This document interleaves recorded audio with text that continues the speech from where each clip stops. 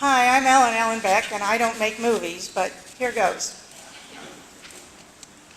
This is Alternative Facets. It's an installation that I did last summer for the Creative York project space. I never did anything like this before. Over 400 hand-decorated acrylic pieces hanging from the ceiling. People ask me, how long did it take? And I have to say, all my life. So, back to the beginning. I was born into a family of makers and doers, generations of industrious folk, tool makers, stitchers, artists, musicians. Nobody sat around very much. We're a busy bunch. I also had 3 older brothers to learn from, which was mostly great, but being the only girl and the youngest did have its challenges and expectations. Art is obviously a large part of my life, but music is also as important to me. I never could choose between the two, so I do both. This is Peter Danko's sketch of me playing Gershwin's I Got Rhythm with the Spring Garden Band. The other pics are my garden, my happy place. I've been so lucky to be able to travel all my life, mostly road trips all over the US, Canada, Mexico, plus Europe, even Cuba. I love seeing great art in person, and there's no substitute for seeing how others live and discovering that there's more than one way to view the world.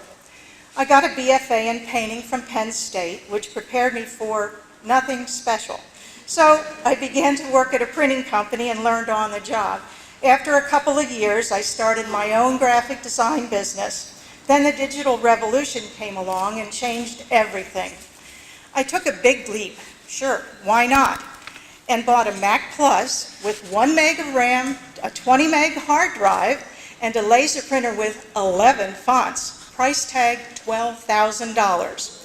But that leap defined my graphic design career and ultimately led me into teaching, which I love to do. It also led me to a master's in graphic design a few years ago. This is one of my master's projects. It's photos of Engdahl Manufacturing, our family's 100-year-old machine shop. 3 generations of our family worked here at one time or another. I did too. From childhood, the shop both fascinated and terrified me.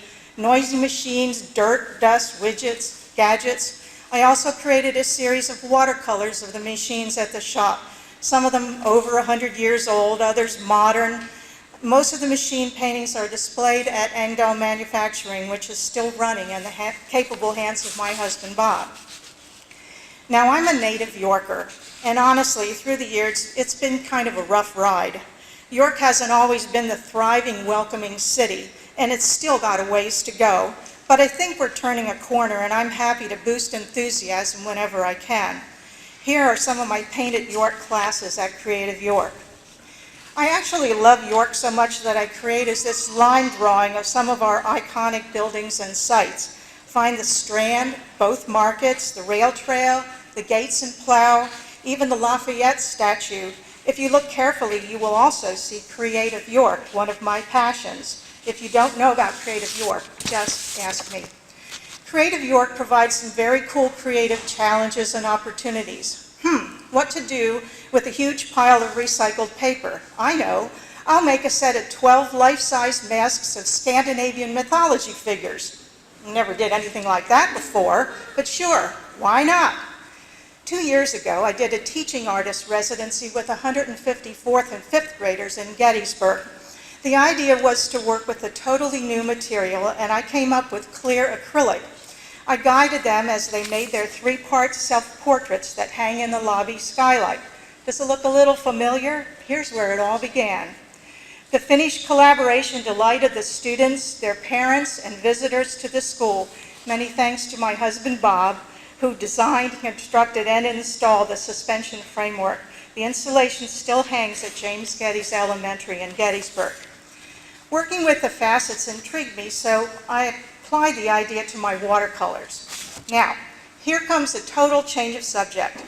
I need to tell you that I came of age in a time of great national conflict, war, protests, dirty politics, riots, racism, boycotts, bigotry, injustice. Yes, I've been there, and all of that had a profound impact on me.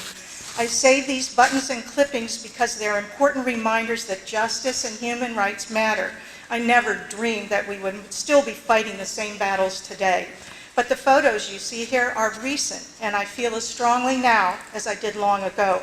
Only now I can express it through my art.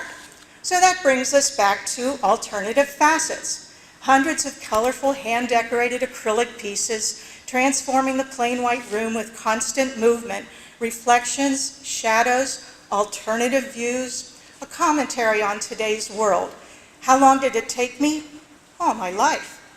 Of course, everybody had fun looking at the kaleidoscope of pretty colors and shapes, but a closer examination revealed words and symbols related to a dystopian world where, for many people, fact and opinion are equal, science is subjective, and reality is variable. I wanted alternative facets to be enjoyed on many levels. I especially loved watching the kids search for the 60 random icons I included. Animals, bicycles, assorted dinosaurs, the sun, the moon, a fire hydrant, even Where's Waldo. The idea was to create a fun environment, but with a definite message. So on to new opportunities. For the Generation Show at Market View Arts in May, I created Nevertheless She, a circular hanging installation celebrating women who persevered, overcame obstacles, and succeeded. There are 80 of them here, each one identified just by her own given name. I felt a strong bond of sisterhood as I created each line drawing. The portraits move and combine into one common history shared by all women, past, present, future, inspiring our granddaughters and hopefully their granddaughters too. So, a new commitment to making art that matters, art with a message? Sure, why not?